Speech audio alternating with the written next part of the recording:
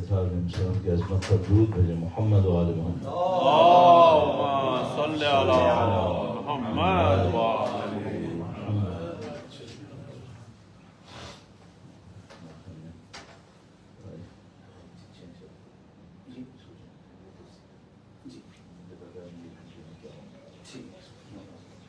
معذرت چاہتا ہوں یہ تھوڑا سا چینج کرنا پڑے گا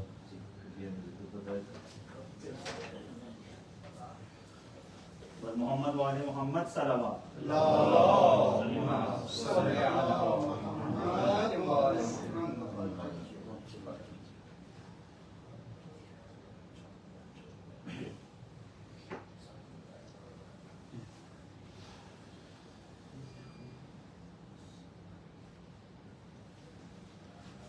محمد وآل محمد صلوات اللهم صل على محمد وآل محمد.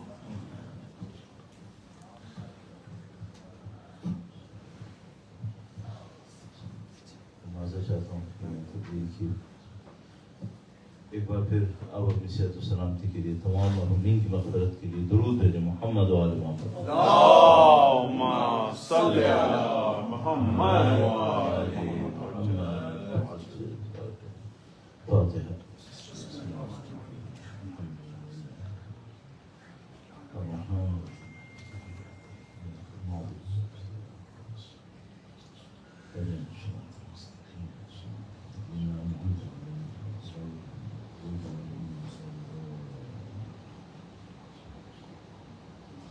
بار دیگر درود بھیجے گا محمد و آل محمد پر اللهم صل على محمد و آل محمد وعجل. أعوذ بالله من الشيطان الرجيم. بسم الله الرحمن الرحيم. الحمد لله رب العالمين والصلاة والسلام على سيد الأنبياء والمرسلين حبيب إله العالمين أبي القاسم محمد اللهم صل على محمد وعلى آله الطيبين الطاهرين سيما بقية الله في الأراضين. قال الله تعالى في كتابه الكريم بسم الله الرحمن الرحيم. أم حسبت أن أصحاب الكهف والرقيم كانوا من آياتنا عجبا. درود بھیجے گا محمد و آل محمد. اللهم صل على محمد وآل پروردگار عالم کا انتہائی لطف و کرم انتہائی احسان ہے. خدا تعالیٰ نے ہمیں دین قرآن اہل بیت اطہار علیہ السلام کی ہدایت نصیب فرمائی. خدا کا شکر ہے اس نے ہمیں اس دنیا کے اندر گمراہی اور اس کے نتیجے میں آنے والی بے بسی سے بچایا اور ہمیں اہل بیت اطہار کی اس عظیم الشان دروازے تک پہنچا دیا جہاں سے کوئی شخص اگر کوشش کرے کبھی ناکام نہیں ہوگا.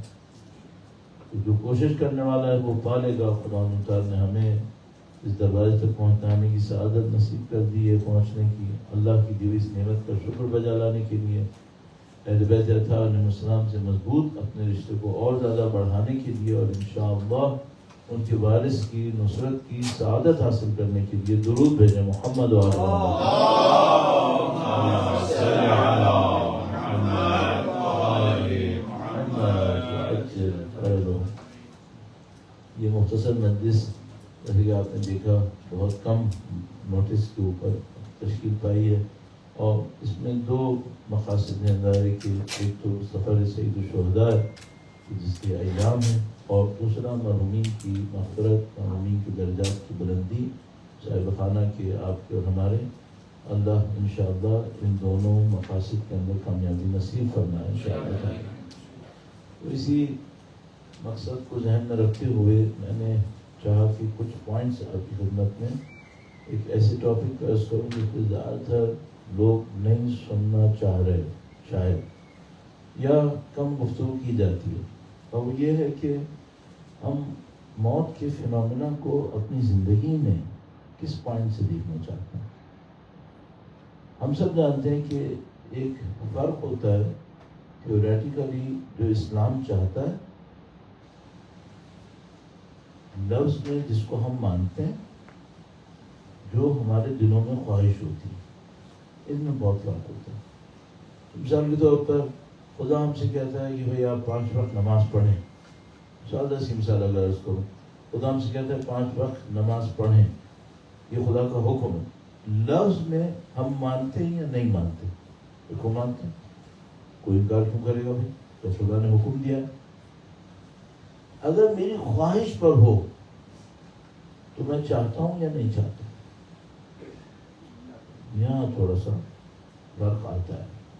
میں نہیں کہہ رہا ہوں کہ میں کرتا ہوں یا نہیں کرتا ہوں، کرتا تو ہوں، چاہتا ہوں یا نہیں چاہتا ہوں، یعنی اگر کہیں مجھے یہ پتہ چل جائے کہ اس کا کوئی زیادہ ثواب ایکسٹرا نہیں ہے، نہ کرنے پر کوئی سزا ملنی ہے، اب کروں گا یا نہیں کروں گا۔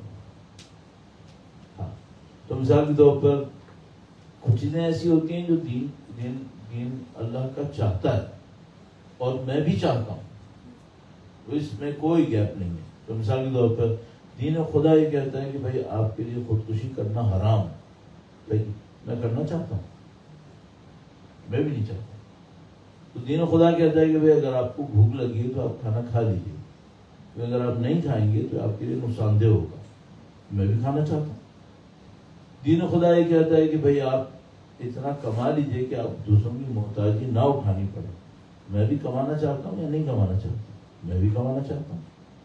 اصل میں یہ امتحان کی جگہ ہوتی بھی نہیں ہے، امتحان کی جگہ یہ نہیں ہوتی کہ جہاں پہ خدا کا دین بھی وہی کہتا ہے جو میں خود بھی کرنا چاہتا ہوں۔ خدا کا دین کہتا ہے کہ بھئی تم مناسب لباس پہنو، میں کیا چاہتا ہوں، میں بھی مناسب لباس پہننا چاہتا ہوں۔ تو اس میں میں کہوں کہ میں وہ کر رہا ہوں تو خدا کا دین چاہتا ہے، اس میں کوئی خاص ٹیسٹ ہے نہیں۔ ٹیسٹ کہاں پر ہوگا؟ ٹیسٹ ہوگا ہی وہاں پہ جہاں پہ خدا کا دین کچھ چاہے گا، لفظاً میں انکار نہیں کروں گا ورنہ تو کافر ہو جاؤں گا۔ اندر عمل میں شاید کر بھی دوں، اندر سے یہ چاہ رہا تھا یا نہیں چاہ رہا تھا، یہ مسئلہ ہے، اصل مسئلہ یہاں پر ہے۔ اچھا یہ مسئلہ ہے کیوں؟ اگر میں نے عمل میں کر دیا تو اب اس میں اتنا کھریدنے کی کیا ضرورت ہے کہ اندر سے چاہ رہا تھا یا نہیں چاہ رہا تھا، کیونکہ یہ گیپ جتنا بڑھتا چلا جائے گا یہ زندگی میں عدم سکون کا سبب بنے گا۔ ہاں مثلا خدا کا دین کوئی چیز چاہتا ہے جو میں لفظاً مانتا بھی ہوں، عملاً کرتا بھی ہوں، لیکن اندر سے بہت زیادہ خواہش نہیں ہے۔ کتنے عرصے کے بعد یہ بوجھ بننا شروع ہو جائے گا، کچھ عرصہ ہوگا پھر بوجھ بنے گا۔ جب وہ بوجھ زیادہ بنے گا تو میں کب تک اس کو چلاتا رہوں گا؟ بہت لمبی مدت تک شاید نہیں چلا پاؤں گا، اسپیشلی اگر کوئی اور پریشر بھی انوالو ہو گیا پھر کیا ہوگا؟ تو میں ایک چھوٹی سی مثال آپ کی خدمت میں عرض کرتا ہوں، درود بھیجیے گا محمد صلی علی محمد وعلی محمد۔ جو لوگ عبادتوں کے اندر مشغول ہوتے ہیں ان کے ساتھ ایک مشکل آتی ہے، اور مشکل یہ آتی ہے کہ بعض اوقات وہ عبادت کر رہے ہوتے ہیں اور انہوں نے اس کا تھیوریٹیکل بیک گراؤنڈ بہت زیادہ سالو نہیں کیا ہوتا۔ تو ایک موقع پر شیطان جب انسان کی اس ورنبلٹی کو سمجھ لیتا ہے، اور وہ بہت ہوشیار ہے، ہم سب کو معلوم بہت مکار ہے، تو وہ عین ٹائم پہ جا کر اچانک کوئی ایسا وسوسہ ڈالتا ہے جس سے آپ کو اپنی اس کمزوری کا خمیازہ بھگتنا پڑتا ہے. وہ کیسے؟ مثال کے طور پر میں عبادتیں کرنا چاہتا ہوں، میں نماز شب بھی پڑھنا چاہتا ہوں. غیر نماز شب ایک سخت کام ہے، ہلکا کام، آسان کام نہیں ہے. شاید ونٹر میں آسان ہو جاتا ہو لیکن سمر میں تو کافی سخت ہو جاتا ہے. تو اگر میں نماز شب پڑھنا چاہتا ہوں تو اس کے لیے مجھے ٹھیک ٹھاک وقت دینا پڑتا ہے. اچھا، وقت دینے کے علاوہ ظاہر ہے تھوڑا شیڈیول کو بھی چینج کرنا پڑتا ہے. میں نے اس کا تھیوریٹیکل بیک گراؤنڈ کلیئر نہیں کیا ہے. فرض کر لیجیے اب ایک رات میں اٹھا، میں نے بڑی مصیبتوں سے نماز شب پڑھ لی اور اب میں تھکاوٹ احساس کر رہا ہوں. دوسرے وہ تھکاوٹ احساس نہیں کر رہے چونکہ وہ نماز شب کے وقت پہ نہیں اٹھے تھے. دوسرا دن ہوا، تیسرا دن ہوا، اب میرے اندر ایگزرشن بڑھ رہی ہے. صحیح ہے. اب چوتھے دن، پانچویں دن جب میں اندر سے آلموسٹ فیڈ اپ ہوا ہوں کہ بھائی یہ میں کیوں کر رہا ہوں، اور اس دن میں اٹھا نماز شب پڑھنے کے لیے، اسی حالت میں شیطان اچانک ایک آواز دے گا اتنے دن پڑھ لی تو کیا ہوا تھا. یہاں معاملہ ختم ہو جائے. اچھا، اب اس آدمی کا اسپرچول ڈاؤن فال شروع ہوگا. صحیح. اور یہ اسپرچول ڈاؤن فال اگر اس نے پہلے سے بیریئر فٹ نہ کیے ہوئے تو یہ واجب نماز سے بھی جائے گا، یہ واجب سے بھی جانے والا ہے. صحیح. اب یہاں پہ ایک دو باتیں ہیں اور میں موضوع کی طرف فوراً آتا ہوں. پہلی بات تو یہ کہ آپ اپنی زندگی کے اندر ہمیشہ اس بات کو ذہن میں رکھ سکتے ہیں کہ آپ کو کسی بھی دین کے کام کو کرنے سے پہلے اس کی تھیوریٹیکل بیک گراؤنڈ کو اچھی طریقے سے اپنے اندر کنونس کرنا ہے. آپ اس کو بھی تھیوریٹیکل کہہ رہے ہیں، آپ اس کو فلسفیکل بھی کہہ سکتے ہیں کہ بھئی آپ عبادت کرتے کیوں ہیں، آپ کے وجود کے اوپر عبادت کا فرق پڑتا کیا ہے. ظاہر ہے کہ آپ کوئی میٹیریل اور فائنینشیل ایکٹیویٹی کر رہے ہوتے ہیں تو اس کے نمبرز بالکل کلیئر ہوتے ہیں. اینڈ آف دا ڈے آپ کو پتا ہوتا ہے کہ بیلنس میں اتنا اضافہ ہوا ہے یا اتنی کمی ہوئی ہے. اسپریچول کاموں میں ایسا نہیں ہوتا. تو اگر آپ تھیوریٹیکلی بہت زیادہ کنونس نہیں ہیں اور آپ کو نمبرز کے اندر کوئی گین نظر بھی نہیں آنا ہے تو کب تک آپ کریں گے اس کو. اور یہ وہ خطرہ ہے جو ہماری اگلی نسلوں کے دین کے اوپر آنکھوں سے نظر آ رہا ہے کہ ہاں یہ موجود ہے کہ اگر وہ اس کے اندر گین کو فیل نہیں کر پائے کب تک چلائیں گے. صحیح. تو یہ تو میرے ذہن میں ایسی مقدمے کے طور پہ آیا تھا. اصل مشکل جس کے اوپر مجھے بات کرنی ہے اور یہ کہہ سکتے ہیں کہ تھوڑا سا اپنے اندر کوئی فیلنگ ہے جس کو بتانے کے لیے کر رہا ہوں، وہ یہ کہ باقی تو تمام چیزوں کو میں مثال میں کہہ رہا ہوں.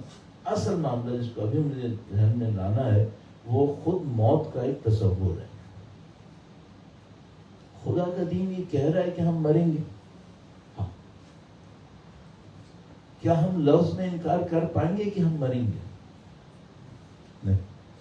کیونکہ خدا کا دین بھی کہہ رہا ہے تو ظاہر انکار کا تو کوئی امکان ہے ہی نہیں. اچھا، موت ایک ایسی گراؤنڈ ریالٹی ہے جو میں نے اندازہ لگایا کہ شاید ہی اس کے علاوہ کوئی حقیقت ہو جس کا کوئی منکر نہ ہو. موت ایک ایسی حقیقت ہے جس کا کوئی منکر نہیں. باقی ہر حقیقت کا انکار کرنے والا بیٹھا ہے. خدا کا انکار کرنے والا بیٹھا ہے، نبی کا، قرآن کا، آخرت کا، آپ سمجھ لیں ثواب کا، عقاب کا، ہر چیز کا کوئی انکار کرنے والا بیٹھا ہے. حتیٰ اس بات کا انکار کرنے والا بیٹھا ہے کہ انکار کرنے کی ہماری صلاحیت ذہن میں ہے بھی یا نہیں ہے، اس کا بھی کوئی انکار کرنے والا بیٹھا ہے. یہ کہ ہمارے پاس علم حاصل کرنے کی طاقت ہے یا نہیں ہے، اس کا بھی انکار کرنے والا بیٹھا ہے. لیکن موت شاید زندگی کی وہ واحد حقیقت ہے جس کا انکار کرنے والا کوئی نہیں. ہاں، ممکن ہے کوئی ایسا بیٹھا ہو جو یہ کہے کہ موت کو شکست دے سکتے ہیں، لیکن کوئی ایسا نہیں ہوگا جو یہ کہے موت نہیں ہے. یہ تو میرے خیال میں اتنا عقل مند مجھے تو آج تک کوئی نہیں ملا.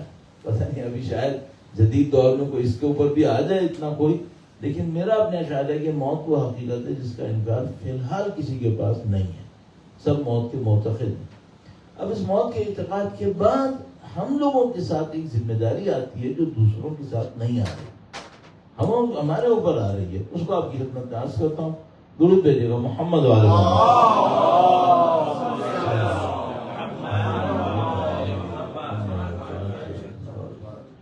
ہمارے پاس اس وجہ سے کہ ہم یہ مانتے ہیں کہ موت اینڈ نہیں ہے، ہمارے پاس ایک مشکل آ رہی ہے، تو ہمیں موت کے لیے تیاری کرنی ہے۔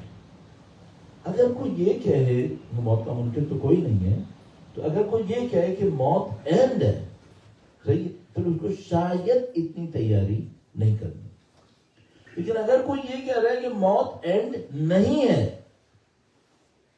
اب وہ دوسری طرف کچھ بھی مانے، اس کا مطلب ہے کوئی تیاری کرنی ہے، کوئی تیاری کرنی ہے۔ تو مثال کے طور پر میں اس کو اس انداز میں عرض کروں کہ اگر میں صرف اتنا کہوں کہ جہاز میں بیٹھنے سے پہلے ایک لانچ میں بیٹھنا ہے، ٹھیک ہے، کتنی دیر کے لیے؟ شاید آدھے گھنٹے کے لیے، شاید 1 گھنٹے کے لیے، اس کی بھی تیاری کرنی پڑتی ہے، اس کی بھی تیاری کرنی پڑتی ہے۔ اچھا، اگر میں ڈیوریشن بڑھا دیتا ہوں تو تیاری اور کرنی پڑ جائے گی، اور اگر میں کہہ دوں یہ فار ایور بیٹھنا ہے، تو اب تیاری اس کے یعنی پھر اور کچھ بچا ہی نہیں ہے، پھر یہی ہے، صحیح ہے۔ اگر کوئی یہ کہ موت اینڈ ہے، شاید کوئی زیادہ تیاری نہیں ہے، پھر البتہ پھر بھی ایک سوچنا پڑے گا اس کو کہ اگر یہ اینڈ ہے تو جتنے مزے لینے پہلے لے لو، کیونکہ موت کے بعد تو پھر کچھ نہیں ہے، تو اس کو بھی تیاری کرنی پڑ جائے گی۔ لیکن اگر یہ کوئی یہ کہے کہ موت اینڈ نہیں ہے، اور اس کے بعد کہ موت اینڈ نہیں ہے، یہاں 60 سال گزارے تھے، آگے 6 سال ہیں، تو پھر تیاری کرنی پڑے گی۔ اور ہم کیا کہہ رہے ہیں؟ موت اینڈ نہیں ہے، یہاں 60 سال تھے، 70، کوئی 60 سال کا تو پریشان نہ ہو، 80 سال، 90 سال، 100 سال، آگے کتنا ہے؟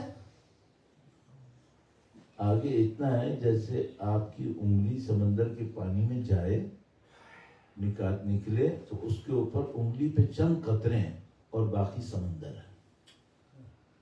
دنیا کی زندگی یہ چند قطرے ہیں، آگے جو ہے وہ پورا سمندر ہے۔ یہ روایت کے اندر مثال موجود ہے، روایت کے اندر مثال موجود ہے۔ لہذا اس کو دکھانے کے لیے ہمارے پاس جو واحد کسی حد تک اچھا لفظ موجود ہے، اگرچہ وہ بہت زیادہ اسپیسیفک نہیں ہے، وہ ہے ابدی، فار ایور۔ اور ہمیں نہیں معلوم فار ایور کا مطلب ہوتا کیا ایکچولی۔ تو ابھی ہمیں یہ پتا چلا کہ بھائی موت ہے، یہ تو سب مان رہے ہیں۔ موت کے بعد ایک اور ہے، ہم مان رہے ہیں مسلمان ہونے کے ناطے، وہ کتنا ہے؟ وہ پرسنٹیج میں نہیں ہے، مینی ٹائمز میں بھی نہیں ہے، ایکچولی وہ کیا کہتے ہیں، انفائنائٹ ہے، آپ کے پاس انفینٹی ہے، صحیح۔ اب تیاری کتنی ہے؟ اس کا مطلب ہے کہ یہاں تو کچھ ہے ہی نہیں، پھر یہ تو کچھ ہے ہی نہیں۔ پھر اگر تھیوریٹیکلی آپ اس کو سوچنا شروع کر دیں، یہ بہت ہی عجیب فکر ہے کہ یہ تو کچھ ہے ہی نہیں، پھر اس کا مطلب ہے۔ اور ہماری جتنی ریسورسز لگ رہی ہیں وہ لگ کہاں رہی ہیں؟ ادھر ہی، اور اس کے مقابلے میں حیثیت کیا ہے؟ Not even 1%۔ کیونکہ اگر میں نے اس کو 1% بھی لے لیا تو اس کو 6000 سال لینا پڑے گا 60 کے لیے، اور وہ 6000 سال تو کچھ بھی نہیں ہے، کچھ بھی نہیں ہے اس کے مقابلے، تو یہ تو 1% بھی نہیں ہے۔ تو موت کا جو تصور ہمارے پاس ہے وہ اتنا عجیب ہے، اتنا عجیب ہے کہ اگر آپ تھوڑا سا اس کے اوپر غور کرنا شروع کر دیں تو آپ کے سامنے کچھ اور ہی کھلنے لگتا ہے، یہ تو کچھ اور ہی ہو گیا۔ اور میں اپنے اندازے سے عرض کر رہا ہوں آپ کی خدمت میں، اور بعد میں سوچ لیں گے کہ اس کو ڈیلیٹ کر دیں گے، اندازے زیادہ یہی کریں گے۔ تو میں اپنے اندازے میں سوچ رہا ہوں کہ اگر ہم موت کی اصلی حقیقت کو تھوڑی سی دیر کے لیے بھی مان لیتے ہیں تو ہمیں اپنا بیہیویئر یہاں پہ احمقانہ لگنے لگتا ہے، احمقانہ لگنے لگتا ہے۔ میں اس کی اپنی اس جملے کے دفاع میں ایک حدیث آپ کی خدمت میں عرض کرتا ہوں، درود بھیجے گا محمد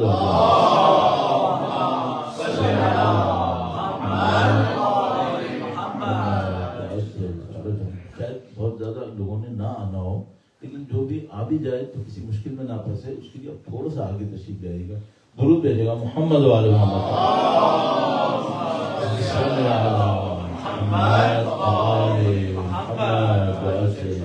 اب اپنی صحت و سلامتی کے لیے ایک بار پھر درود بھیجیں محمد والے محمد۔ صلی اللہ علیہ وسلم۔ کیونکہ سب دوست احباب ہی تھے، لہٰذا میں نے وہ تفصیلات نہیں کہی، ورنہ میں آگے بڑھانے سے پہلے کہہ دیتا ہوں کہ جس کو اپنی کمر ٹیک لگانی ہے وہ نہ ہلے. میں یہ کہہ دیتا ہوں جس کی گھٹنوں میں درد ہے وہ نہ ہلے. وہ میں ساری تفصیلات دیتا ہوں، لیکن چونکہ ابھی احباب کئی محفل تھی تو میں نے مجلس تھی تو میں نے کہا ابھی ساری تفصیلات نہ تو آپ خود جانتے ہیں تو ہم بات ہے. تو اللہ کے نبی ایک دفعہ کہیں سے گزر رہے تھے تو وہاں پہ ایک شخص کے اطراف میں لوگ جمع ہوئے تھے. اس طرح کے 2-3 واقعات میرے ذہن میں ہیں. میں ایک اور واقعے کی طرف، یعنی جو مشہور ہے اس سے علاوہ ایک اور واقعہ ہے جس میں اس طرح کچھ لوگ جمع ہوئے تھے ایک شخص کے اطراف میں. اللہ کے نبی نے پوچھا کیوں جمع ہوئے گا؟ اچھا یہ کیوں اہل بیت اطہار اس طرح کرتے تھے؟ نبی یہ ڈائلاگ کا حصہ ہے، لوگوں کے ساتھ جسے کہتے ہیں معاشرت کا حصہ ہے کہ ان کے انداز میں بات کی جائے. تو نحن معاشر الانبیاء نکلم الناس علی قدر عقولہم. اللہ کے نبی نے فرمایا کہ ہم انبیاء کا جو گروہ ہے یہ لوگوں سے ان کے عقل کے حساب سے بات کرتے ہیں. ورنہ ظاہر ہے اللہ کے نبی کو پوچھنے کی کیا ضرورت ہے کہ بھائی کیوں کھڑے ہو؟ تو معلوم ہے کیوں کھڑے. لیکن اللہ کے نبی تشریف فرما، انہوں نے پوچھا کیا ہوا کیوں کھڑے ہو؟ تو کہا کہ اللہ کے نبی ایک دیوانہ بیٹھا ہے یہاں پہ، ایک دیوانہ یہاں ہے، لوگ اس کے اطراف میں جمع ہو گئے. پاگل پنی کی باتیں کر رہا ہے، لوگ اس کے اطراف میں جمع ہو گئے. اللہ کے نبی نزدیک تشریف لائے. اتنا خوبصورت ایک جملہ ارشاد فرمایا، ہر جملہ ان کا خوبصورت ہے. مجھے ایک دفعہ ایک گروپ تھا کراچی میں سائیکالوجسٹ کا، انہوں نے کسی معاملے کے اوپر گفتگو کرنی تھی. انہوں نے جو بچے تھوڑے سے نفسیاتی طور پہ بیمار ہوتے ہیں ان کے معاملے میں پیرنٹس کے اندر ایک اسٹگما ہوتا ہے، چھپانے کی کوشش کرتے ہیں. ٹھیک ہے، تو اس کے خلاف انہوں نے ایک پروگرام رکھا تھا، ایک ورک شاپ ٹائپ کا. تو اس میں ہمیں بلایا تھا کہ بھئی آپ اس کو، تو وہاں میں نے یہ روایت پڑھی تھی. وہ لوگ بہت خوش ہوئے تھے. تو اللہ کے نبی تشریف لائے. اللہ کے نبی نے کہا کہ یہ پاگل نہیں ہے، یہ مریض ہے. پاگل وہ ہے جو آخرت کو بھلائے. اللہ پاگل وہ ہے جو آخرت بھلائے. کیوں؟ یہ کیوں پاگل ہے؟ یہ ناٹ ایون 1% پر 99% لائف کو کمپرومائز کر رہا ہے. Not even 1%. اگر 1% ہوں تو مجھے آخر 60 کے مقابلے میں 6000 یا 90 کے مقابلے میں 9000 لینی پڑ جائے گی، جبکہ 9000 سے بہت زیادہ ہے. 1% نہیں، 0.1% بھی نہیں ہے. اللہ کے نبی نے فرمایا دیوانہ یہ نہیں ہے، یہ تو مریض ہے. اب یہ انسائٹ ہے کہ 1400 سال پہلے اللہ کے نبی نے دیوانے کو مریض تعبیر کیا تھا. تو مریض ہونے کے ناطے وہ آپ کی ہمدردی کا مستحق ہے، نہ کہ آپ کی مذاق کا. تو اللہ کے نبی نے فرمایا یہ دیوانہ نہیں، یہ تو مریض ہے. دیوانہ وہ ہے جو آخرت کو بلا دیتا ہے. صحیح. تو اب یہ ہمیں معلوم ہے کہ بھئی یہ موت کا فینومینا ہے تو یقینی. یہ بھی ہمیں معلوم ہے اجمالاً وہ یہ کہ پرسنٹیج کے حساب سے یہ دنیا نیگلیجبل ہے. ظاہر ہے آپ لوگ میتھمیٹکس کے اندر اگر کوئی ریشو اتنا زیادہ دور ہو جائے کہ جو ناٹ ایون 0.1 بلکہ ناٹ ایون 0.01 بلکہ ناٹ ایون 0.001 اور میں 0 کئی بڑھاؤں تب بھی نہیں ہے. صحیح. تو وہ آلموسٹ کیا ہو جاتا ہے؟ نیگلیجبل ہو جاتا ہے. صحیح. تو یہ نیگلیجبل ہونے کے باوجود اتنی امپورٹنٹ ہے کہ ساری لائف کی ریسورسز آلموسٹ ساری اسی پہ ختم ہو رہی ہیں. تو یہ سوائے دیوانگی کے ایکچولی کچھ بنے گا نہیں یہاں پہ. صحیح.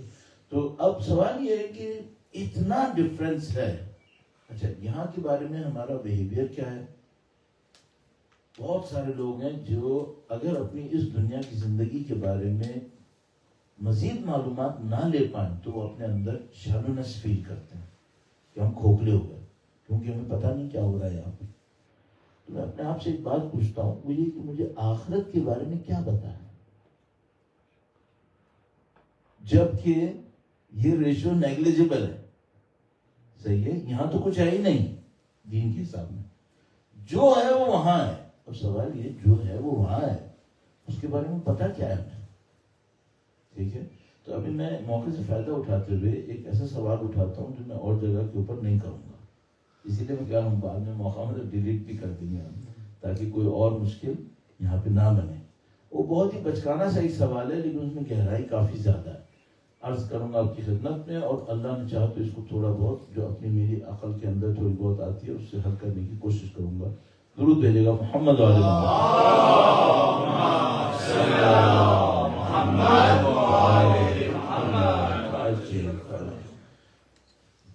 جب میں طالب علم بنا، بہت پرانی بات ہے، 1984 میں 1984 میں، تو میں معمولاً قیامت کے بارے میں جو بھی روایت بھی ہوتی تھی، کتاب ہوتی تھی، تو میں نہیں پڑھتا تھا. اس میں کوئی شوق نہیں تھا، اور اس کی وجہ یہ تھی کہ مجھے پتا تھا کہ اس میں یا یہ بتائیں گے کہ جنت میں کیا ہوگا مزے میں، یا یہ بتائیں گے کہ دوزخ میں کیا ہوگا سختی میں. تو میں یہ سوچتا تھا کہ میرا اس میں انٹرسٹ نہیں ہے کہ جنت میں کیا ہوگا اور دوزخ میں کیا ہوگا. فی الحال جو میرے آنکھوں کے سامنے دنیا ہے اللہ کی بندگی میں، مجھے اس کو نپٹانا ہے. بعد میں وہاں پہ کیا ہوگا اس میں میرا کوئی زیادہ انٹرسٹ نہیں ہے. میں اس کو نہیں پڑھتا تھا، جان بوجھ کے بھی اس کو اگنور کرتا تھا. بہت ساری کتابیں میرے سامنے آتی تھیں کہ بھئی یہ کتاب معاد کے اوپر، وہاں معاد کہتے ہیں، عربی اور فارسی میں معاد کہتے ہیں. بہت خوبصورت لفظ ہے معاد. اردو کا لفظ پانچویں عقیدے کے لیے قیامت کا لفظ یہ بہت ہی کمزور ہے. یہ بالکل ایسے ہی ہے جیسے آپ سے کوئی یہ کہے کہ صحت کا مطلب ہے بلڈ پریشر. صحت کا مطلب بلڈ پریشر. اچھا، بلڈ پریشر صحت کا ٹوٹل مطلب بلڈ پریشر ہوتا ہے؟ نہیں. بلڈ پریشر صحت کا ایک فیکٹر ہے، ٹھیک ہے. اور کیا ہوتا ہے پتہ نہیں کتنی چیزیں ہوتی ہیں صحت کے اندر. یہ جو ہمارا عقیدہ ہے اس میں ایک اسٹیج کا نام ہے قیامت. اس سے پہلے کئی اسٹیج ہیں، اس کے بعد بہت سارے اسٹیج ہیں. پتہ نہیں کہ ہم نے پکڑ لیا اس کا نام قیامت رکھ دیا اردو والوں نے. فارسی والوں نے، عربی والوں نے یہ نہیں کیا. وہ لوگ قیامت پانچواں عقیدہ نہیں کہتے، وہ کہتے ہیں پانچواں عقیدہ ہے معاد. معاد کا مطلب کیا ہوتا ہے؟ واپسی. قیامت وہ مرحلہ ہے جو موت پہ نہیں آتا ہے، موت کی کافی بعد آتا ہے، لیکن واپسی کا سفر اس وقت ابھی بھی ہو رہا ہے، وہ ابھی بھی چل رہا ہے. بس قیامت اگر آپ نے پانچواں عقیدہ کہا نا تو وہ پانچواں عقیدہ ایک ایسی چیز بن جائے گی جس کا ابھی آپ سے کوئی تعلق ڈائریکٹلی نہیں بن پائے گا. بہت دیر میں آنی ہے ایک حساب میں کچھ لوگوں کے لیے. اور اگر آپ نے معاد لفظ رکھا تو معاد ابھی بھی ہے، ابھی بھی ہو رہی ہے واپسی کا سفر. کیونکہ جو بھی آپ یہاں پہ ایک گھنٹہ بھی گزار رہے ہیں ایکچولی آپ اپنے واپسی کے سفر کی طرف بڑھ رہے ہیں. تو یہ معاد کا جو ورڈ ہے یہ بہت اچھا ورڈ ہے اس اعتبار سے. تو میں نہیں پڑھتا تھا معاد کے بارے میں، جو ہوتی تھیں وہ چھوڑ دیتا تھا. پھر کہیں اتفاق سے میں نے ایک کتاب پتہ نہیں کس وجہ سے پڑھ ہی ڈالی. جب میں نے وہ کتاب پڑھی تو مجھے اچانک یہ سمجھ میں آیا کہ میں نے بہت بڑی حماقت کی ہے کہ میں نے معاد پہ نہیں پڑھا ہے. اچھا، میرا ایک اسٹائل تھا اپنے ذہن کے اندر کہ میں پیور ہمارے یہاں جو علوم کی تقسیم ہوتی ہے ان میں سے کچھ علوم کو کہتے ہیں معقولات، یعنی جس میں عقل انوالو ہوگی، جیسے فلسفی ہے، لاجک ہے، ہیومینٹیز ہیں. اور کچھ کو کہتے ہیں منقولات. منقولات وہ ہوتے ہیں اردو میں نقل کرنا سیکھ کرنے کو کہتے ہیں، لیکن عربی میں فارسی میں منقول ہوتے ہیں جس کو آپ نے سن لیا اور لکھ لیا. تو اگر کہتے ہیں منقولات تو اس کا مطلب کیا ہوتا ہے؟ قرآن و حدیث. اور معقولات یعنی وہ سائنسز جن میں آپ نے اپنی عقل استعمال کرنی ہے، فلسفی اور وغیرہ وغیرہ. تو میرا اسٹائل یہ تھا کہ میں معقولات کے اوپر زیادہ محنت کرتا تھا کہ مجھے معقولات میں زیادہ انٹرسٹ ہے، فلسفی میں، اس میں اس میں. اور میں منقولات کے اوپر بہت زیادہ اسراف اپنے ذہن میں نہیں کرتا تھا. اچھا، وہ معاد کوئی ایسی چیز ہے کہ جس میں معقولات کی دخل تھوڑی کم ہے، کیونکہ ظاہر ہے اس تک ہماری عقل کی رسائی ہے ہی نہیں اصلا. تو اس میں منقولات کی دخالت بہت زیادہ تھی، تو میں اس وجہ سے اس کے اوپر بہت زیادہ توجہ نہیں دیتا تھا.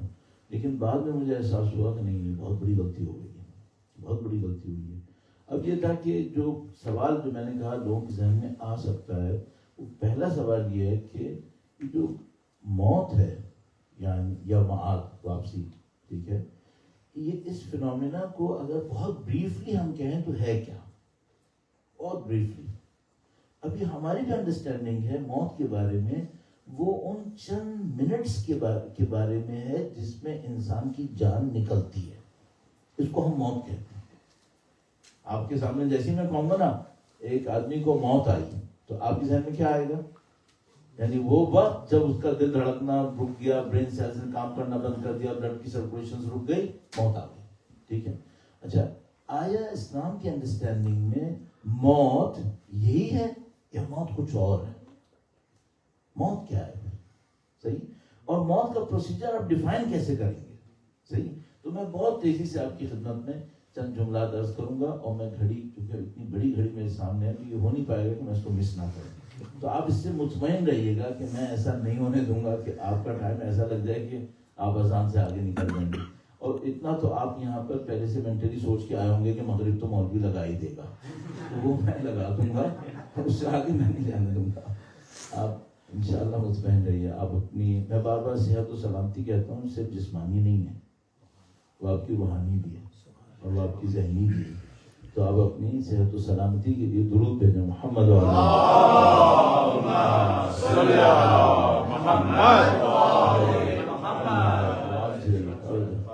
یہ جو جملہ ہے انا للہ و انا الیہ راجعون، ہمارے یہاں بہت زیادہ ایسا ہوا ہے کئی مقامات پر کہ اسلام نے ہمیں کوئی ہیرا دیا، ہم نے اس کی رسی بنا دی. اگر نہ کہوں کہ لسی بنا دی، لسی نہ بھی بنائی ہو تو رسی بنا دی. ارے بھائی ہیرے کا کام رسی نہیں ہے، ہیرے کا کام کچھ اور ہے. انا للہ کے ساتھ بھی یہی ہوا. یہ جملہ ایک فلسفی ہے، ہم نے اس کو گھسیٹ کے لگا دیا ریچولز کے اندر، اور وہ بھی ایسے ریچول میں جس کی پریکٹیکلی اس پر کوئی ویلیو باقی نہیں رہی، کوئی پازیٹیو ویلیو رہی نہیں. مثلا ایک آدمی مرا اور میں نے کہا انا للہ و انا الیہ راجعون، تو کسی نے کیا یہ فیل کیا کہ اس نے کوئی عبادت کی ہے؟ نہیں، یہ بھی فیل نہیں کیا. اس کا مطلب ہم نے تو اس جملے کو اتنا نیچے لا کے کھڑا کر دیا کہ اس میں اب عبادت بھی نہیں رہی ہے، کچھ اور ہی کر دیا ہم نے اس کے ساتھ. لیکن بہرحال ہم نے پہلے تو یہ عرض کرنا چاہ رہا ہوں کہ موت کو میں کیسے دیکھوں، تو اس جملے کے اندر دیکھوں گا.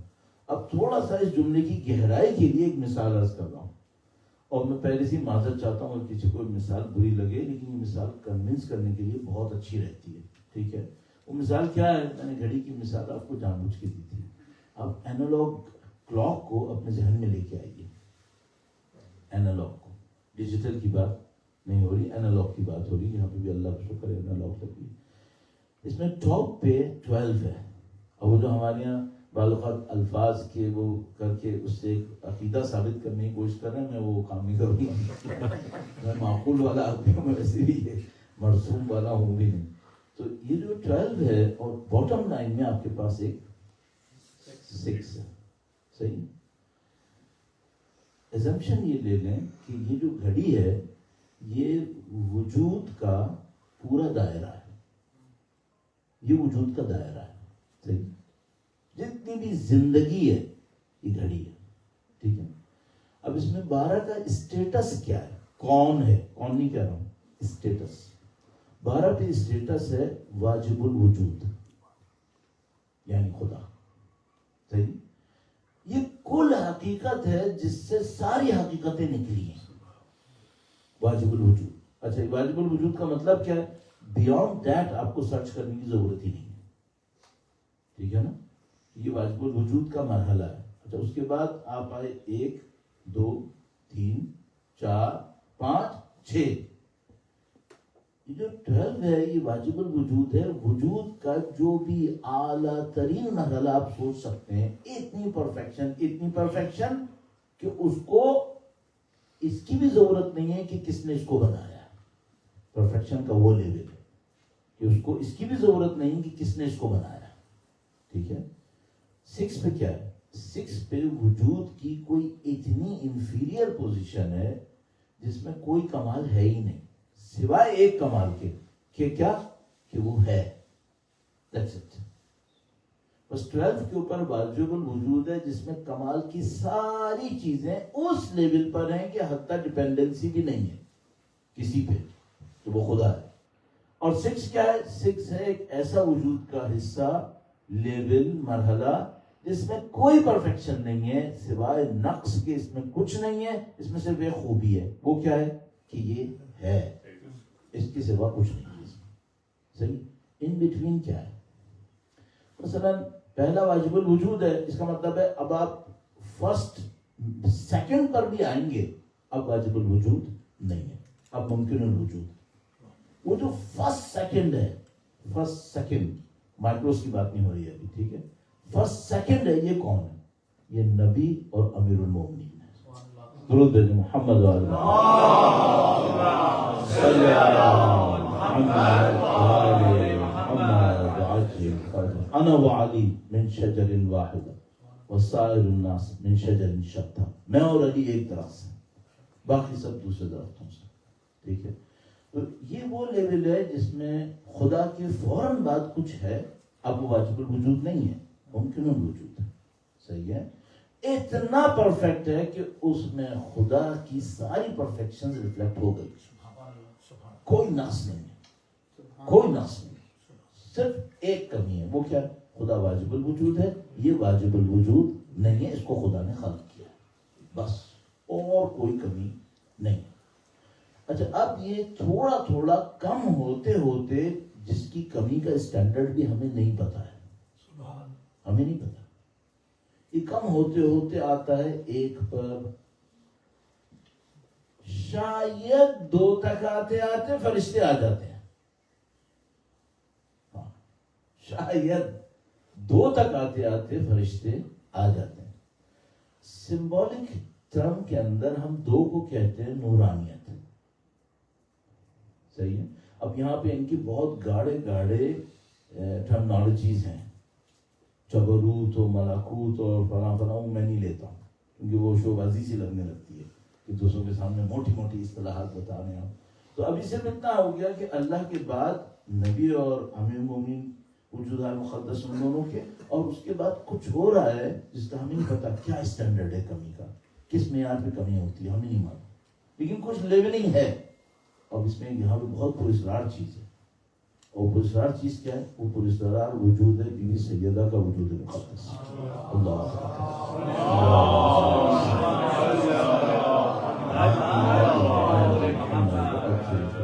اس پراسرار وجود کی حیثیت کہاں پر ہے اللہ ہی جانتا ہے، ہمیں نہیں معلوم. کیوں؟ کیونکہ ان کے احترام میں واجب الوجود کے بعد والا کھڑا ہو جاتا ہے. اب یہ نہیں معلوم کہ خلق تو پہلے نبی ہوئے تھے اور احترام میں وہ ان کے کھڑے ہو جاتے ہیں. تو یہ ہمیں ایک طرح معاملہ پراسرار ہے کہ ہمیں اس کے بارے میں نہ یہاں پہ کہنے کی کوئی گنجائش رہتی ہے، نہ وہاں سے کچھ کہنے کی کوئی گنجائش رہتی ہے. اب یہ ہے باہر. تو یہ تھوڑا سا کم ہوتے ہوتے 1 پر آتا ہے، پھر 2 پہ آ جاتا ہے. تو ہم بھی کہتے ہیں بھائی یہ جو پہلا ہے اس کا نام ہے عقل، جو 1 تک آتا ہے. اب یہ 1 تک آتے آتے تمام ائمہ اطہار آ چکے ہیں، معصومین آ چکے ہیں، یہ 1 ہے. 2 تک آتے آتے مثال کے طور پر ہم اس کو کہہ رہے ہیں نور ہے. صحیح ہے. یہاں تک فرشتے آ چکے ہیں، ابھی نورانیت آئی ہے. صحیح.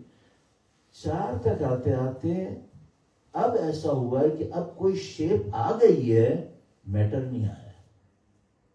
شیپ آئی ہے، میٹر نہیں آیا. اب کہیں گے ایسے کیسے ہوتا ہے؟ آپ کے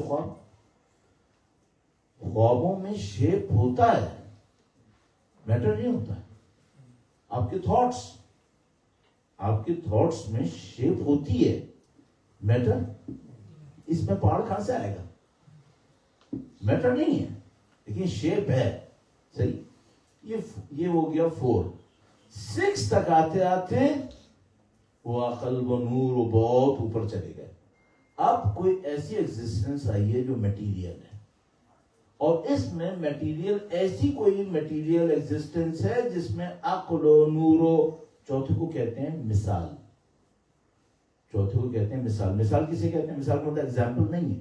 مثال کا مطلب وہ وجود ہے جس میں شیپ ہے اور میٹر نہیں ہے. جیسے آپ گھوسٹ کوئی سوچتے ہیں، کارٹونز کے اندر گھوسٹ دکھاتے ہیں، جیسے میٹر نہیں ہے، شیپ ہے. میں 2 مثالیں آپ کی خدمت میں آتا ہوں.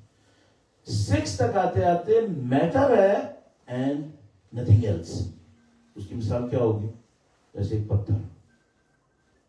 اپیرنٹلی پتھر کے اندر لائف ہے یا نہیں ہے؟ پتھر میں لائف ہے یا نہیں ہے؟ اپرنٹلی لوگ کیا کہیں گے؟ نہیں ہے. کوانٹم فزکس والے کیا کہیں گے؟ کنفرم ہے. کنفرم. تو ہمارے لیے یہ بات سوچنا بہت مشکل ہو گئی ہے آج کل، اسپیشلی کوانٹم فزکس کو دیکھتے ہوئے، کہ وہ کون سی جگہ ہے جہاں لائف نہیں ہے. تو ایکچولی ہم جملے کی کریکشن اس طرح سے کرتے ہیں. تو اگر آج سے ہم 40 سال پہلے ہوتے نا تو 6 کو فوراً کہتے نو لائف، ٹھیک ہے، اور ایکسیپٹڈ تھا. اب ہمارے لیے مشکل یہ آ گئی ہے کہ اب ہم کہہ رہے ہیں نو لائف اتنی آسانی سے ایکسیپٹیبل نہیں ہے، کیونکہ پریکٹیکلی اس وقت اگر کوانٹم فزکس کو مان لیتا ہے تو کوئی پارٹیکل ایسا نہیں ہوگا جس کے اندر مائنر لیول پر بھی انٹیلیجنس نہ ہو. نہ صرف لائف ہے بلکہ انٹیلیجنس بھی ہے. یہ ایک عجیب مشکل میں ہم پھنس رہے ہیں. تو ہم ایزیوم یہ کر لیتے ہیں کہ ٹھیک ہے، جو بھی لیول ہے ایگزسٹنس کا، جو میٹیریل ہے with life, with out life, with intelligence اور نو انٹیلیجنس، لیکن ہے میٹیریل. اچھا، اس میں 6 پہ انسان فٹ ہو رہا ہے؟ نہیں، انسان بہت اوپر ہے. کیوں؟ کیونکہ انسان میں 12 کا کوئی ذرہ ہے. وَإِذَا نَفَخْتُ فِيهِ مِنْ رُوحِي فَقَعُوا لَهُ سَاجِدِينَ. جب میں اس میں اپنی روح میں سے پھونکوں تو تم لوگ سجدے میں گر جانا. تو انسان اتنا نیچے نہیں ہے کہ 6 بنے. اپنے عمل سے 6 بنا سکتا ہے، اپنے گندے عمل سے. کہ ہم نے اعلیٰ علیین میں خلق کیا تھا، لیکن یہ اپنے آپ کو اسفل سافلین میں لے جاتا ہے. یہ 6 ہے. تو ایک انسان ایک ایسا موجود ہے جو چاہے تو اعلیٰ علیین میں چلا جائے، 12 کے نزدیک آنے لگے. حضرت سلمان فارسی کے لیے تو 0.1 میں ایکسپٹ کیا کہ یہ اسی لیول کا ہے، جب کو تھا نہیں ظاہری طور پہ ہے نا. تو یہ ہو سکتا ہے. تو ابھی 12 سے واجب الوجود سے نیچے ہے، عقل پہ، نور پہ، مثال پہ، آگے دنیا میں 6 ہے عالم دنیا، میٹیریل ورلڈ. صحیح. اچھا، اب یہاں پر اس میٹیریل ورلڈ میں کتنی مخلوقات ہیں؟ انفینائٹ. انفینائٹ مخلوق کا مطلب نمبرز ہے نہیں، پوٹینشل. پوٹینشل. پودا کبھی بھی اہل بیت نہیں بنے گا. صحیح ہے، سلمان فارسی بن سکتے ہیں. یہ پوٹینشیل کی ڈفرینسز ہیں.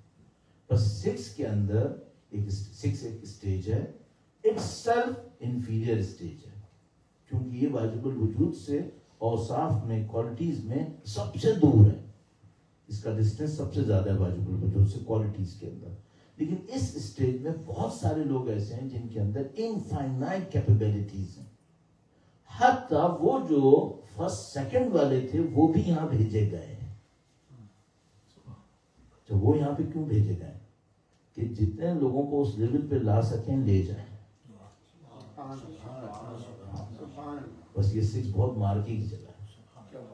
یہاں فرسٹ سیکنڈ والے بھی آئے ہوئے ہیں، نمبر 1 والے بھی آئے ہوئے ہیں، نمبر 2 والے بھی آئے ہوئے ہیں، 4 5 سب آئے ہوئے ہیں 6 کے اندر. یہ کیوں آئے ہوئے ہیں یہاں پہ؟ یہ سزا میں نہیں آئے، یہ اس لیے آئے کہ جتنے لوگوں کو یہاں سے لے جا سکیں پوٹینشلز کے حساب سے یہ اوپر لے جائیں.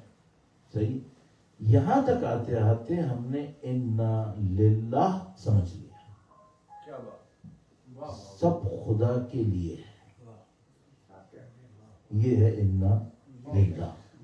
اب یہ ہمیں مزید 5-7 منٹ لگانے پڑیں گے الیہ راجعون کے لیے. ٹھیک ہے، اب ہم وہ شروع کرتے ہیں. درود بھیجے گا محمد والے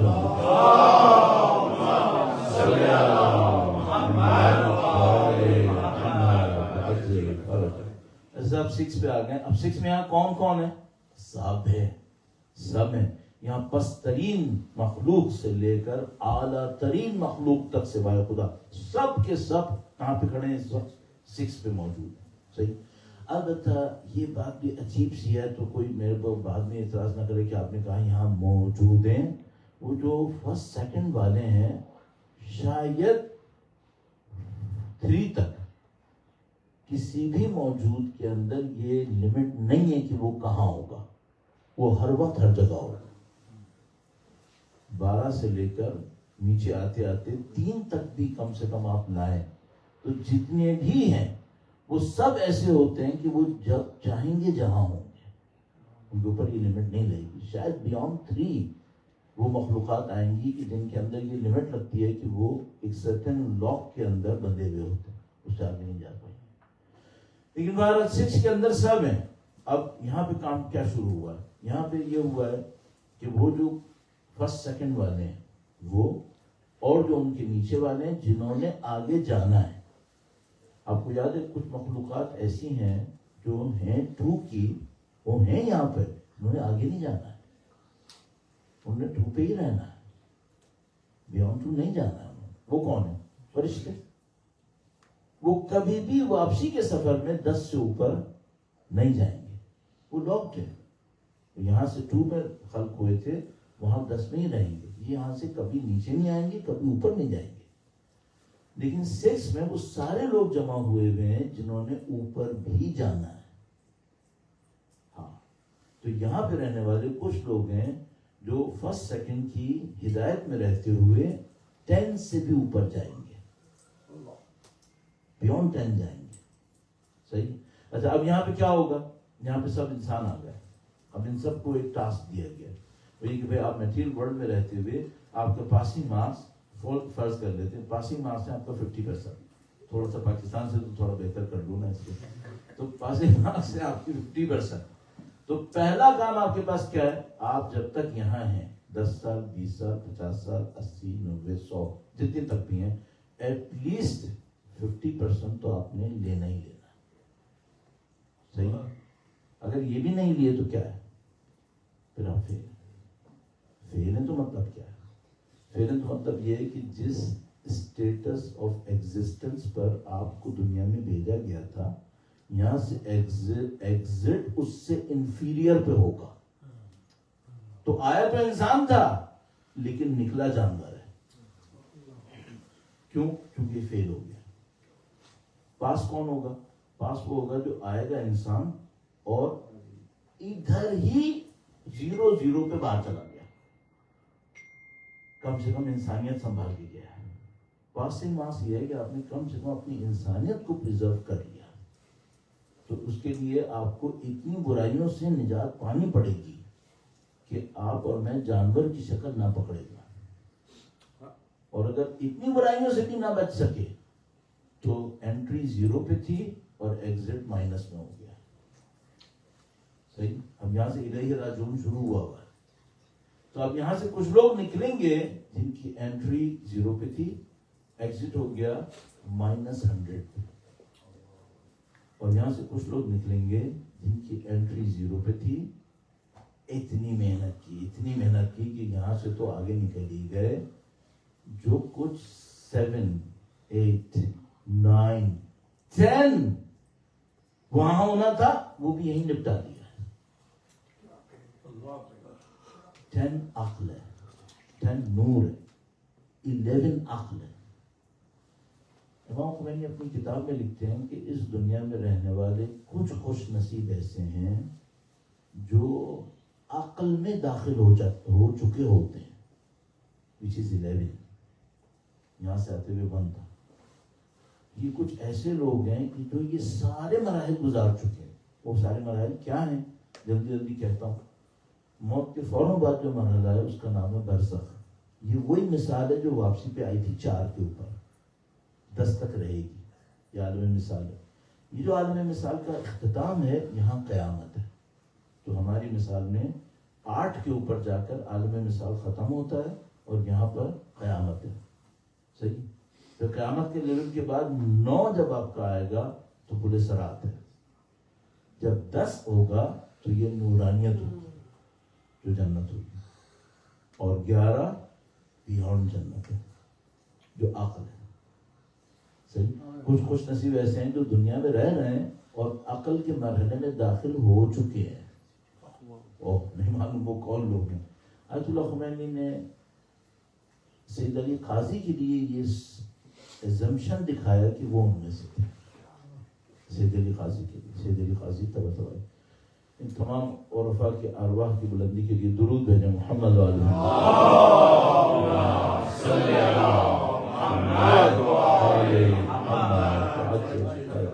ہم انسانوں کی جو عام لوگ ہیں ان کی ذمہ داری کیا ہے؟ آپ 0-0 پہ آئے تھے، آپ نے 0-0 جانا ہے، ٹھیک ہے، پاسنگ مارکس لے کے. پاسنگ مارکس لینے کا مطلب کیا ہے؟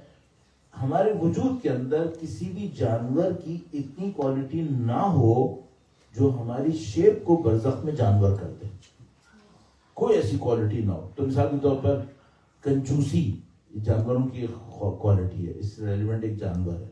اگر کسی کے اندر یہ بہت زیادہ بڑھ گئی موت تک، تو اس کا ایگزٹ برزخ میں اس جانور کی شکل میں ہوگا. صحیح. تھیوریٹیکلی اسپیکنگ 9 نیگیٹو شکلیں آ سکتی ہیں. تو کوئی بدبخت ایسا ہوگا جس کے اندر 9 نیگیٹو شیپس ہوں گی. صحیح. اور ایک آدھ نیگیٹو تو سب میں آ ہی سکتی ہے. خوش قسمت اس لیول پہ یہ ہے کہ وہ آئے انسان اور جائے انسان. صحیح. تو برزخ میں اترا موت کی فوراً بعد، موت کی فوراً بعد نہیں، موت سے چند منٹ پہلے ہے، تقریباً 20 منٹ، اور جو ہم لوگ منٹ سے حساب کرتے ہیں، تو وہ تقریباً اتنے منٹ پہلے برزخ کی آنکھیں کھلتی ہیں. تو انسان برزخ میں اپنے اسٹیٹس کو دیکھ لیتا ہے کہ میں کیا نکلا ہوں ابھی، اور اس خاطر اس کی آنکھیں بعض اوقات پھٹ رہی ہوتی ہیں کہ یہ کیا ہو گیا. تو اور بعض لوگ بالکل ریلیکس ہوتے ہیں موت کے وقت، کیونکہ ان کو پتا ہوتا ہے کہ جو بھی تھا ہمیں پتا تھا یا نہیں پتا تھا، جگہ اچھی آ گئی ہے. تو اگر اچھا ٹھیک ہے، الحمدللہ جان چھٹی ہے. تو یہ تقریباً چند منٹ پہلے برزخ کی آنکھیں ہر آدمی کی کھلتی ہیں. ان سے کچھ لوگ اتنی محنت کرتے ہیں کہ وہ مرنے سے بہت پہلے اپنی برزخ کی آنکھیں کھول چکے ہوتے ہیں، بہت محنت کرنے والے، جیسے علی قاضی کی طرح کے لوگ.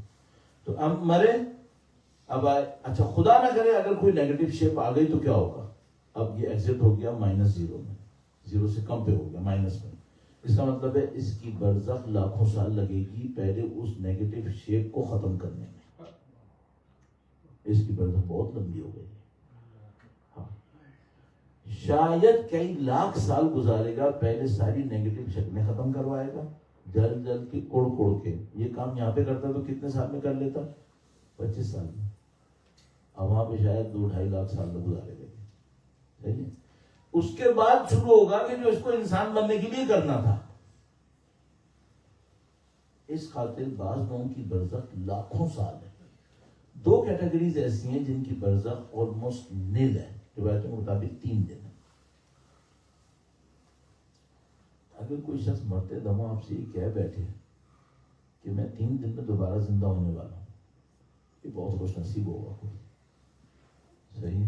تو کبھی غور کیجیے گا کہ مرتے وقت آدمی جھوٹ نہیں بول سکتا، ورنہ مرنے کا ٹائم نہیں ہوتا ہے. اگر کوئی مرتے وقت آپ سے یہ کہہ بیٹھے کہ میں 3 دن میں زندہ ہونے والا ہوں، صحیح، یا تو یہ بہت ہی کوئی بدبخت ہے، یا یہ کوئی بہت خوش قسمت ہے. اتنا بدبخت کوئی کہنے کا موقع نہیں ملے گا. تو اس میں کیا ہوتا ہے کہ روایتوں نے کہا کہ 2 کیٹیگریز ایسی ہیں جن کی برزخ صرف 3 دن ہے.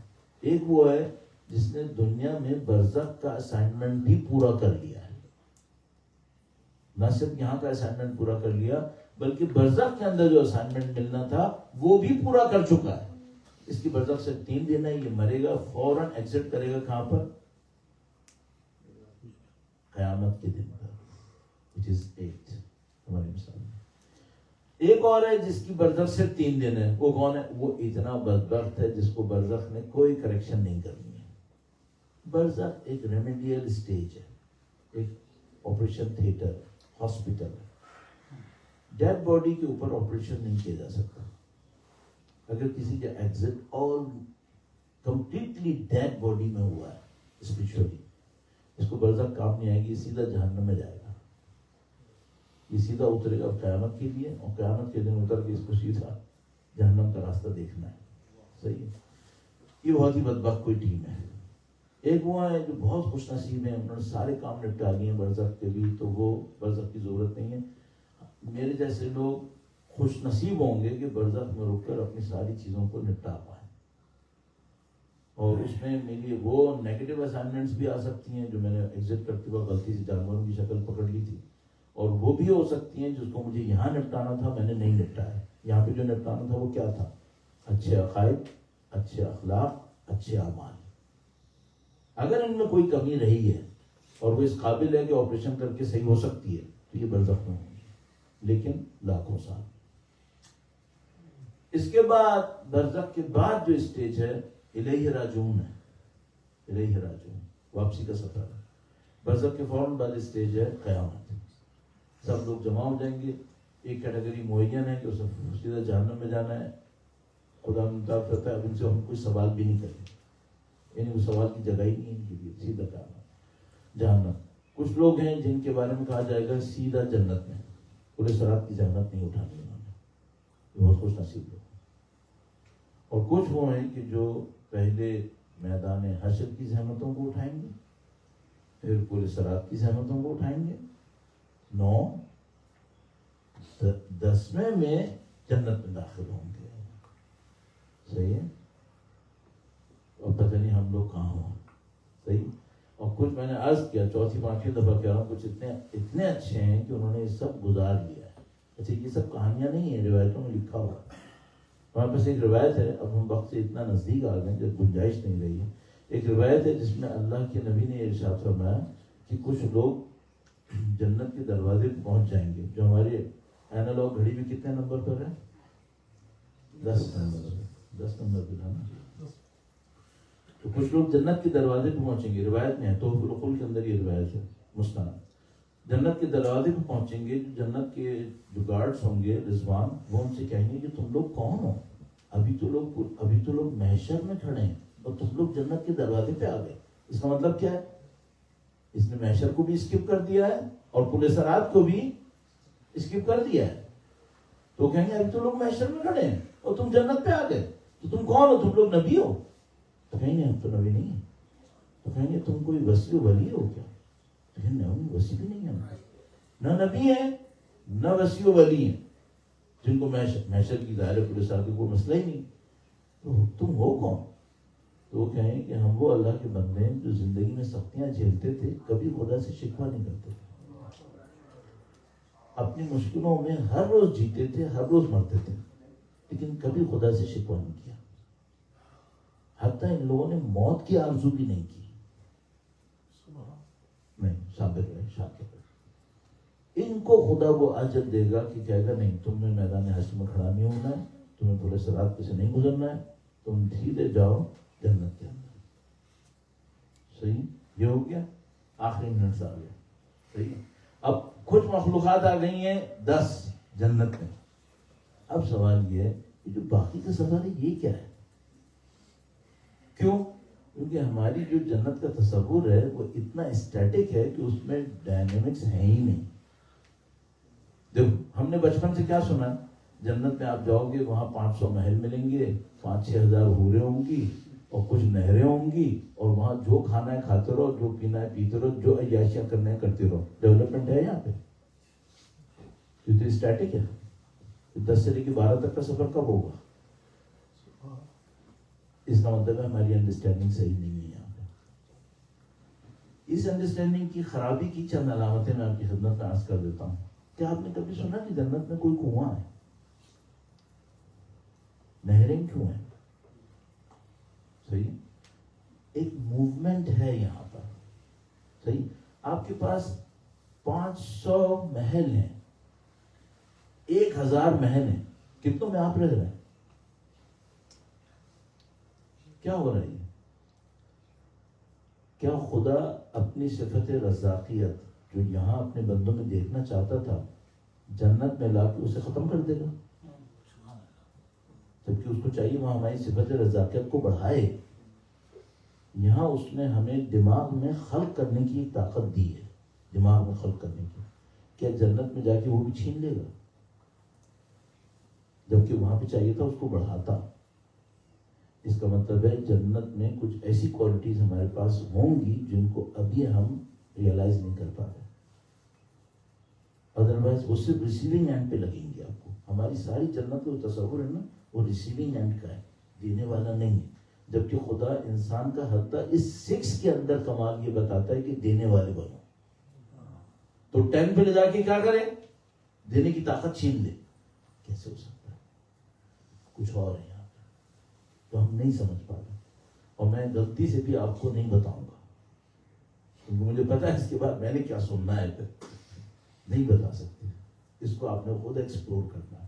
لیکن یہ میں آپ جیسوں کو مطمئن ہو کہ آپ کی خدمت میں عرض کر رہا ہوں, یہ نہیں ہوگا کہ ہم 10 جا کے اسٹیٹک ہو جائیں گے. بور لائف ہو جائے گی اگر ہم اسٹیٹک ہوں گے. وہاں کوئی ایسی ڈیولپمنٹ ہو رہی ہے جس کو ہم یہاں پہ خواب میں بھی نہیں سوچ پا رہے. وہاں ہمارے پاس کوئی ایسی طاقت ہے جس کو ابھی ہم یہاں پہ خواب میں بھی نہیں سوچ پا رہے. کوئی ایسی چیز ہے وہاں پہ جو 10 کے اندر ہے, اور اس میں بھی ڈیولپمنٹ ہے تاکہ انسان 10 سے 11 کی طرف جا رہے ہوں گے, جو عقل کا مرحلہ ہے. تو 10 نور ہے, 11 عقل کے لیول پر, اور کچھ لوگ بیانڈ عقل جا رہے ہوں گے. یہاں کچھ ہے. حضرت سلمان فارسی وہ خوش نصیب انسان تھے جن کے بیانڈ 11 جانے کی اللہ کے نبی نے گواہی دی تھی کہ سلمان منا اہل البیت. صحیح ہے. تو یہاں بہت بڑا ایک معرکہ ہے, یہ موت ہے, یہ موت ہے. صحیح. میرے جیسا انشاءاللہ جلد مرے گا, برزخ میں جائے گا, اور جو مجھ سے پہلے مومنین جا چکے ہیں مجھے وہاں سب سے ملاقات کا موقع نصیب ہو جائے گا. سب وہاں پہ مل کے رہ رہے ہوں گے, اور یہ سب سفر مل کے طے کر رہے ہوں گے. البتہ اگر کسی کے اوپر عذاب ہوگا تو وہ سفر اکیلے طے کرنا پڑے گا, لیکن انشاءاللہ خدا اہل ایمان کو ایک دوسرے سے وہاں پہ ملحق کر دے گا. اور یہ قرآن کریم نے وعدہ کیا کہ ہم تمہیں اور تمہاری ذریت صالحہ کو ملحق کر دیں گے. الحقنا بہم ذریتہم. تو موت کبھی بھی ختم نہیں ہوگی. موت بہت بڑی بڑی خوشیوں کا پیغام لائے گی انشاءاللہ. اور میں چاہتا تھا اس پہ بھی بات کروں کہ موت کی تیاری کے لیے کیا کریں. صحیح, لیکن ٹائم تیاری کیا ختم. صرف اجمالاً 2-3 باتیں عرض کروں گا. پہلی بات تو یہ کہ واجبات کی ادائیگی 100%, حرام سے بچنا 100%. جتنا کمپرومائز کریں گے برزخ سخت ہوتی چلی جائے گی.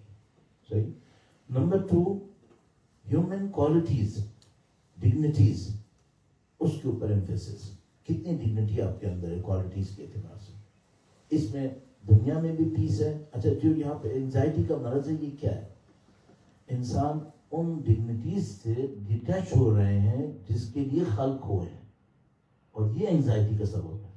تو اگر کسی کو انزائٹی نہیں چاہیے, پیس چاہیے, تو اس چاہیے اپنے اندر ڈگنیٹی کریٹ کریں. ڈگنیٹی ہیومن کوالٹیز کے اندر, نہ کہ پیسے اور کسی اور چیز کے ذریعے.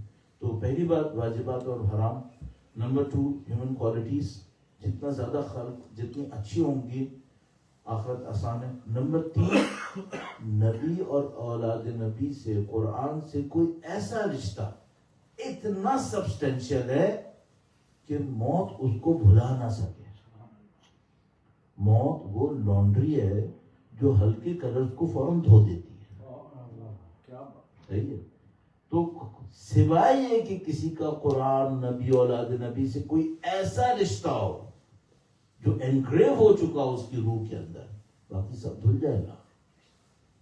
نعرے نہیں بچیں گے, نعرے دھل جاتے ہیں, اندر کے رشتے بچتے ہیں, وہ بچتے ہیں. تو ورنہ موت لانڈری ہے, دھو دے گی. موت بڑی خطرناک چیز ہے.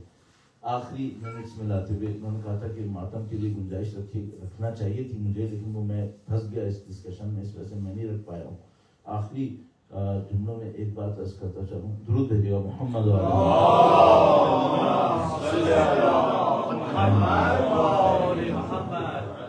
موت کا جو سب سے خطرناک حصہ ہے وہ یہ ہے. سب سے موت ایک لیول ہے نا بیچ کا, یہاں سے ایگزٹ کے وقت سب سے خطرناک پوائنٹ اس میں یہ ہے, ہر وہ چیز جس میں ہمارے ساتھ کنیکشن میں ڈیپتھ نہیں تھی وہ ڈسکنیکٹ ہو جائے گا. وہ ڈسکنیکٹ ہو جائے گا. ایسا نہ ہو قرآن بھی ہاتھ سے نکل جائے. مرنے والا برزخ میں جاتا ہے. ایک پروگرام ایران میں ہوتا تھا جس میں برزخ کے ایکسپیرینس کرنے والوں کو جمع کیا جاتا تھا. تو اس سے پوچھتے ہیں بھائی برزخ میں کیا ہوا؟ کہنے لگا بہت برا پھنس گیا تھا, یہ عذاب ہوا, یہ عذاب ہوا. اس نے کہا کتنا ہوا؟ کہنے لگا کوئی 27,000 سال. اس نے کہا میرے تو تم کو 15 منٹ ہوئے تھے. کہنے لگا وہاں زمانہ کچھ اور ہے. 27,000 نہ اس نے کچھ کہا ایسا. تو اس نے کہا اس کے بعد کیا ہوا؟ کہنے لگا بس ایک دن مجھے یاد آیا کہ جس کو میں مانتا تھا اس کا نام اللہ ہے. کہنے لگا پھر میں نے اللہ کو پکارا, اس عذاب سے میری جان چھوٹ گئی. تو اس نے کہا کہ تم عجیب باتیں کر رہے ہو, 27,000 ایئرز تم نے لگا دیے اللہ کو یاد کرنے میں. تم نے کبھی کلمہ طیبہ نہیں پڑھا؟ کہنے کا پڑھتا تو تھا، نماز میں بھی پڑھتا تھا، شہادت دیتا تھا، سوچتا نہیں تھا. وہ واش آؤٹ ہو گیا مرنے پہ. پھر 27,000 سال عذاب گزارنے کے بعد وہ بدبختی ختم ہوئی اور خدا اندر آیا. تب میں نے اس کو پکارا تو نجات ملی. موت واش آؤٹ کر دے گی، زندگی ختم ہو. آپ کا رشتہ نبی اولاد نبی سے اتنا گہرا ہو، یہ ختم نہیں ہوگا. کوئی کام ایسا کرنا. یہ جو ہم لوگ مسائل میں روتے ہیں نا، یہ ہم ان کی محبت کو اپنی روح میں انگریز کر رہے ہوتے ہیں تاکہ یہ نہ مٹے، یہ نہ مٹے. اس لیے انہوں نے ہم سے کہا تھا اپنے ہر غم میں ہمیں یاد کرنا. انہوں نے ہم سے کہا تھا انہیں ہمارے غم منانے سے کچھ نہیں ہونے والا. لیکن اگر ہم چند جملے، اگر میں مسائل کو ان سے فضیلت سے محروم نہ رہوں، کہ اگر میں اور آپ صرف یہ یاد کر لیں کہ کسی موقع پر علی اصغر پیاسے تھے، کبھی یہ یاد کر لیں، اگر کبھی یہ یاد کر لیں کہ امام حسین نے اپنے بیٹے علی اکبر کو الوداع کیا تھا، کبھی آپ یاد کریں. کبھی آپ یاد کریں کہ بی بی زینب کبریٰ سلام اللہ علیہا تلے زینبیہ پہ کھڑی تھیں اور ان کا بھائی ذبح ہو رہا تھا. کبھی آپ یاد کریں کہ سید سجاد زنجیروں اور بیڑیوں میں جکڑے ہوئے تھے اور بازاروں اور درباروں میں جاتے تھے. یا آپ یاد کریں کہ سر اقدس امام حسین تشت میں رکھا تھا اور امام حسین کی یتیمہ اپنے بابا کے سر کو دیکھ رہی.